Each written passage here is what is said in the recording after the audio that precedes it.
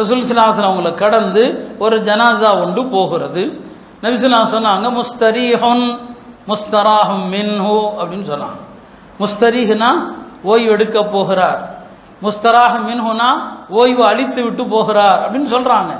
சஹாபாக்கள் கேட்குறாங்க, யா ரசூலல்லாஹ் மல் முஸ்தரீஹ் வமல் முஸ்தராஹு மின்ஹு, முஸ்தரீஹ்னா என்ன, முஸ்தராஹு மின்ஹுனா என்ன?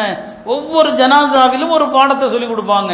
சொன்னாங்க, இந்த ஜனாசா போறார் இல்லையா, இவர் நல்லடியாராக இருந்தார், யாருக்கு அநியாயம் செய்யல, யாருக்கு எந்த விதமான கெடுதலும் செய்யல, நல்ல மனுஷனா இருந்தாருன்னா இவர் உலகத்தினுடைய கஷ்டங்களை விட்டு சொர்க்கத்தில் ஓய்வெடுக்க போறார். இதான் முஸ்தரி. நல்ல ஆளா இருந்தா உலகம் கஷ்டம் தானே, உலகமே ஒரு துன்பம் தானே, உலகத்தை விட்டு ஓய்வெடுக்க போறார். மாற்றமாக அப்துல் ஃபாஜிர், இவர் பாவியா இருந்தாருன்னா, இது படிப்பினைக்குரிய ஒரு அழகான ஹதீஸ். இது பாவியா இருந்தாருன்னா யஸ்தரீஹு மின்ஹு, அவரிடமிருந்து ஓய்வு பெற்றுக் கொள்கிறார்கள் அல் இபாது, மக்கள் எல்லாரும். கெட்டவன் போய் தொலைஞ்சிட்டான், மக்கள் எல்லாம் போய் தொலைஞ்சிட்டான், இவன் என்ன நிம்மதி அடைகிறாங்க? ஒல் பிலாது, நாடு நகரங்கள் எல்லாம் நிம்மதி அடைதான்.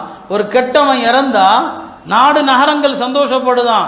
ஒஷஜரு, மரங்கள் நிம்மதி அடைதான். ஒத்தவாபு, கால்நடைகள் விலங்குகள் சொல்லுமா, கெட்டவன் இறந்தா எல்லா விலங்குகளும் சந்தோஷப்படுமா, ஒரு நல்லவன் இறந்தா எல்லா விலங்குகளும் அழுகிறது.